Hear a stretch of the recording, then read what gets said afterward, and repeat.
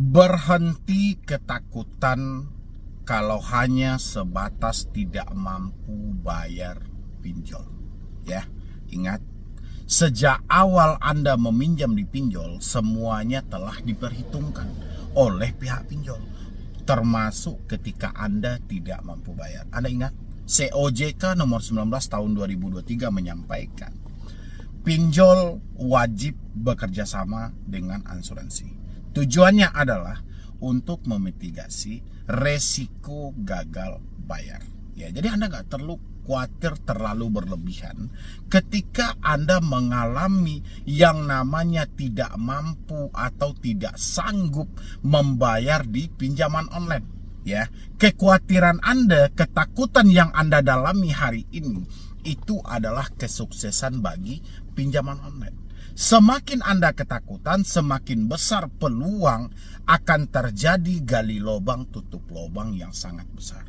Semakin Anda ketakutan, Anda akan melakukan tindakan-tindakan gila, bahkan Anda sampai rela hutang sana sini hanya untuk menghilangkan rasa takut tadi. Poinnya sudah saya ajarkan buat teman-teman semuanya. Anda sudah tidak mampu bayar, Anda sudah tidak sanggup bayar, apa hal yang harus Anda lakukan paling utama? Telepon jangan sampai lupa kawan-kawan.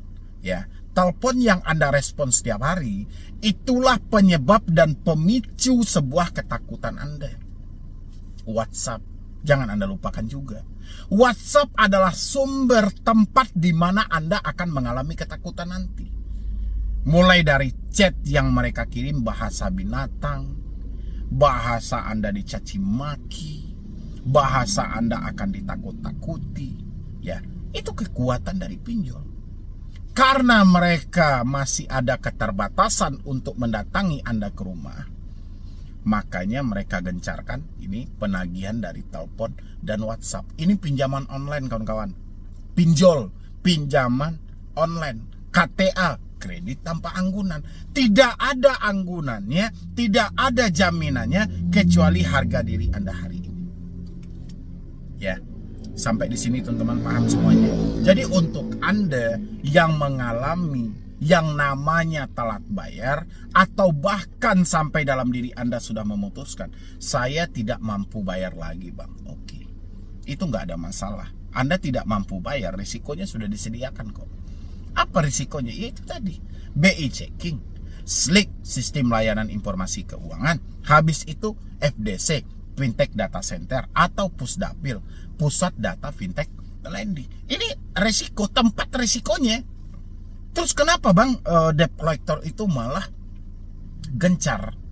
Ya, sementara debt collector bisa menyampaikan bahwa kita akan diproses juga ke jalur hukum. Itu debt collector. Debt collector itu kerjanya itu per target. Ada target-targetnya masing-masing. Jangka sekian bulan dia harus mencapai target sesuai dengan kesepakatan pinjol. Kan saya selalu sampaikan buat teman-teman semuanya, debt collector adalah jalur evakuasi, jalur pintas, jalur cepat untuk menyelamatkan. Ya, menyelamatkan apa? Menyelamatkan perusahaan pinjol dari kebangkrutan yang ada. Ya, debt collector ini paling bawah. Gajinya paling kecil, pekerjaan dia paling berat. Tapi apa boleh buat? Ya, boleh Anda tanya satu persatu sama debt collector itu. Karena tidak ada pilihan lain. Kalau ada pekerjaan yang lebih layak, ya, mereka tidak mau menjadi penagih hutang. Itu tuntutan hidup sebenarnya. Tinggal dari diri kita. Kita yang menyatakan tidak mampu ini, pertanyaannya adalah, mau sampai kapan ketakutan ini kita rawat?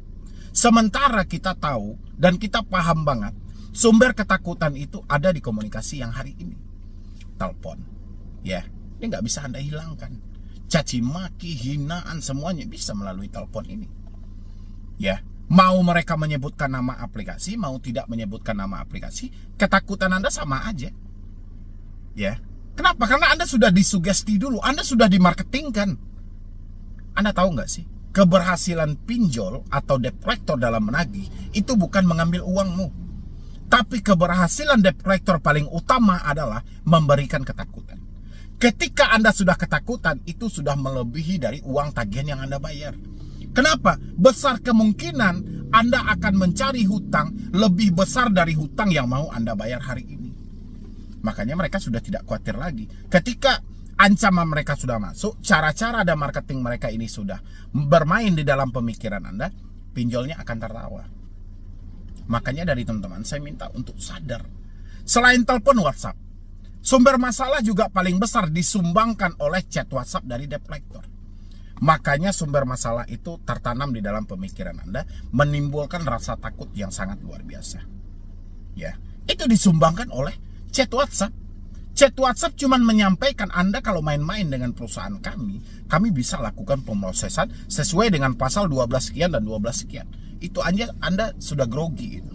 Ya, sudah gemetaran, sudah panas dingin, makan pun gak enak, tidur pun gak bisa itu. Padahal tidak ada mereka menyebutkan mereka dari mananya. Hanya semata seperti itu. Kalau Anda main-main dengan perusahaan kami adalah perusahaan besar. Langsung kena. Langsung sibuk teman-teman semuanya kan. Cari sini, cari sini, cari sini. Ya sudah, kalau Anda sudah seperti itu keberhasilan bagi si pinjol. Besar kemungkinan kalau Anda tidak menemukan jawaban yang pas, jawaban yang tepat, Anda akan gali lubang tutup lubang. Oke, buat teman-teman semuanya. Jadi kan saya selalu juga tuh diteror dengan berbagai macam di kolom komentar menyampaikan, Medi bro nih mengajak orang untuk tidak bayar pinjol. Boleh ditanya satu-satu dari Anda. Ada pernah saya mengajak Anda untuk berhenti bayar pinjol? Gak ada. Yang ada itu saya mengajak Anda menghentikan ketakutan yang ada. Jangan sampai terjadi gali lubang tutup lubang. Itu baru ada. Tapi kalau Anda bilangin saya melarang Anda untuk bayar pinjol, harus ada kategori-kategorinya. Kategorinya yang seperti apa? Contoh, ya, mereka selalu melanggar aturan OJK, aturan penagihan terbaru misalnya, mencaci maki. Itu saya benarkan.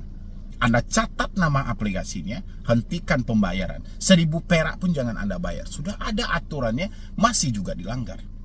Habis itu apalagi mereka yang menagih secara terus-menerus yang sifatnya mengganggu. Catat nama aplikasinya, hentikan pembayaran. Ya, itu poin-poinnya. Tapi yakinlah buat teman-teman semuanya, Anda masuk ke sini, Anda terkumpul di sini semuanya, itu menyatakan duit Anda sudah tidak ada, kemampuan Anda untuk membayar pun juga sudah melemah. Makanya Anda ketemu dengan saya. Sebelum Anda ketemu dengan saya, Anda sudah menghabiskan berapa juta sama si pinjol. Selesai nggak urusan Anda? Nggak selesai. Makanya buat teman-teman semuanya, ayo, melalui video ini saya himbau buat Anda semuanya. Kalau memang sudah tidak mampu, tidak sanggup, terserahlah, mau pinjolnya itu aku laku, kan itu yang paling sering Anda pinjam kan, mau itu Kredivo, mau itu Shopee, mau itu Neo, Yup, dan terserahlah, mau pinjol apapun terserah Anda deh gitu loh. Kalau di dalam diri kan Anda yang lebih tahu tuh, Anda mampu tidak mampunya, itu Anda yang lebih tahu, ya kan? Kalau Anda sudah menyatakan tidak mampu bayar, ketakutan Anda tolong dikondisikan. Karena sumber keberhasilan pinjol itu karena semakin banyak yang takut. Semakin banyak yang ketakutan dengan ancaman yang mereka lontarkan, semakin besar peluang pinjol tetap akan bertahan ada di Indonesia. Kenapa? Karena orang yang akan ketakutan itu akan nekat. Ya, bahkan rumah, tadi saya mendapatkan informasi, rumah digadaikan ke bank. Untuk apa? Untuk menutupi hutang pinjol. Yang terjadi, ya, ada hutang pinjolnya 15, yang berhasil ketutup itu cuma 10 aplikasi. Masih tersisa 5 aplikasi. 5 aplikasi beranak. Akhirnya meluas lagi gitu loh. Asli sudah tergadai, akhirnya double. Hutang di pinjaman online ada, hutang konvensional ada, hutang di dunia nyata juga banyak. Double. Makanya buat teman-teman semuanya, mulai sekarang ya, kalau Anda benar-benar sudah tidak mampu, step awal, langkah awal yang harus Anda lakukan adalah memutus semua komunikasi yang masih terjalin. Percayalah sama saya, komunikasi yang Anda biarkan hari ini, telepon, WhatsApp, email, itu adalah Anda sedang memupuk rasa ketakutan yang sangat luar biasa. Kalau Anda tidak berani untuk mengakhirinya, Anda akan hancur sehancur-hancurnya gitu. Percaya sama saya. Ini pinjaman online loh yang Anda mainkan. Kekuatan mereka ada di handphone Anda itu. Anda meminjam melalui aplikasi, melalui smartphone Anda. Iklan pinjol tidak pernah bertaburan ada di televisi ataupun surat kabar lainnya. Iklan pinjol hanya ada di dalam medsos dan media online lainnya. Cuman itu yang ada. Karena jebakan mereka adalah data yang ada di smartphone Anda, dan kekuatan mereka juga tidak keluar dari smartphone yang ada. Penyebaran data, menghubungi orang sekitar, menakut-nakuti Anda via telepon dan WhatsApp. Ini kekuatan. Maka dari itu buat teman-teman semuanya, maka dari itu ya, setelah Anda menonton saya ini, kalau Anda cuma mendengar, habis itu masuk ke kolom komentar dengan segala macam kontra-kontra yang ada, percayalah, orang-orang yang kontra di kolom komentar itu mereka yang tergabung langsung dengan pinjaman online. Ya, jadi modus mereka itu seakan-akan mereka korban, padahal mereka adalah orang yang mencaci maki Anda dan menghina Anda. Jadi Anda nggak usah terlalu berfokus pada komentar-komentar yang ada. Kalau Anda mau, ya, Anda harus praktekkan semua solusi yang saya berikan. Kalau Anda benar-benar tidak mampu dipinjol, Anda harus putus komunikasi itu. Dan Anda balikkan kata saya ini nanti, kalau misalnya komunikasi itu sudah Anda putus, tidak berhasil juga, Anda tidak tenang juga, Anda makin ketakutan juga, Anda laporkan ke saya lagi. Tapi dengan catatan Anda praktekkan dulu. Ganti nomor, ya. Habis itu hapus WhatsApp, reset HP ke setelan pabrik. Kembalikan ke pengaturan awal. Oke, masuk dengan nomor baru. Jadi nggak usah Anda ditakut-takuti dengan sadap email, dengan penyebaran data, menghubungi perusahaan dan segala macam. Itu skenario aja gitu loh, supaya pemikiran Anda tidak tenang. Padahal menghubungi perusahaan itu tidak dibolehkan sama sekali. Ya, pinjol itu dibatasi. Kan sudah ada aturannya, dilarang melakukan penagihan di luar dari si konsumen.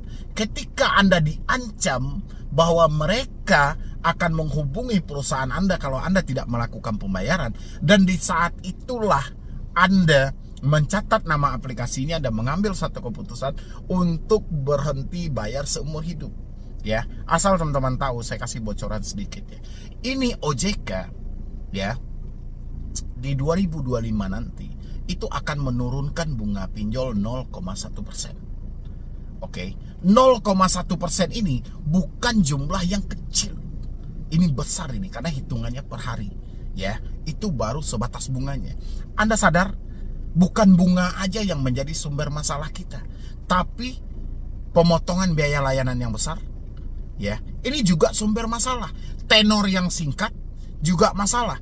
Anda yang selalu meminjam di pinjol untuk kebutuhan konsumtif, untuk kebutuhan pokok, untuk kehidupan sehari-hari, saya yakin Anda yang meminjam itu benar-benar tidak ada uang sama sekali. Dan saya yakin 1000% Anda tidak akan mampu untuk membalikannya. Ini kebutuhan hidup. Ya, untuk makan aja Anda harus minjam di pinjol. Menandakan apa? Duit Anda nggak ada sama sekali. Ya, sedangkan Anda yang meminjam untuk kebutuhan produktif aja, untuk kebutuhan usaha aja, ini masih tumbang. Apalagi ini untuk kebutuhan hidup.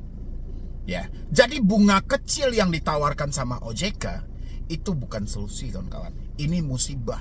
Dan akan banyak lagi Anda akan masuk dalam perangkap ini. Kalau Anda hanya berpatok pada bunga saja, wah bunganya 0,1%. Oke. Anda tidak fokus dengan biaya layanan, Anda tidak tahu ketika Anda telat bayar seperti apa pola penagihannya. Ini sudah dirancang OJK sejak tahun 2023, 2022. Pencabutan moratorium. Ya, OJK mencabut moratorium pinjol supaya apa? Supaya nanti akan banyak lagi pinjol-pinjol yang berizin dan legal statusnya resmi. Ini akan menjadi mesin digital pemiskinan massal untuk masyarakat Indonesia. Itu Anda harus waspada itu. Jadi bersyukurlah Anda yang hari ini tidak mampu bayar, nama Anda sudah tercatat dalam SLIK, nama Anda sudah tercatat di Fintech Data Center. Anda wajib bersyukur karena tahun depan akan lebih parah daripada ini dan akan lebih banyak lagi orang yang akan terjebak dalam pinjaman online. Makanya kita sebisa mungkin kita mencoba bersuara kepada Bapak Presiden, kepada Bapak Wakil Presiden, dan petinggi-petinggi yang ada di negara ini. Semoga saja mereka tahu bahwasannya pinjol sedang merencanakan rencana besar. Walaupun OJK menyampaikan akan penurunan bunga yang besar-besaran, tapi ini akan menjaring yang cukup besar masyarakat Indonesia untuk dimiskinkan lagi. Ya. Mungkin dari saya cuma itu aja buat teman-teman semuanya. Silahkan Anda praktekkan. Kita berharap ke depannya akan jauh lebih baik lagi. Walaupun ini masih menjadi masalah yang besar ya, tapi ya kita berdoa yang terbaik aja untuk tahun depan. Dan ingat juga buat teman-teman semuanya, ini kita mendekati akhir tahun, Anda harus waspada. Debt collector itu mengejar target untuk menyelamatkan hidup mereka di tahun depan. Jadi apapun cara akan mereka lakukan, yang penting bagi mereka adalah tagihan, tagihan, dan tagihan. Oke, buat teman-teman semuanya, mungkin dari saya cuma itu aja dulu. Mudah-mudahan ini bisa membantu buat teman-teman semuanya, dan bisa juga sedikit membuka kembali pemikiran Anda supaya lebih baik lagi. Dan untuk teman-teman, jangan lupa juga untuk bergabung di keluarga besar SHMB ya, atau Anda juga bisa menjadi membership di channel ini. Anda juga bisa konsultasi langsung dengan saya. Tinggal klik tombol gabung yang ada di bawah nama channel, klik gabung, dan ada 3 pilihan di sana, dan Anda pilih saja Anda maunya yang mana. Oke, jadi sekian dulu dari saya, Medi Broni. Wassalam.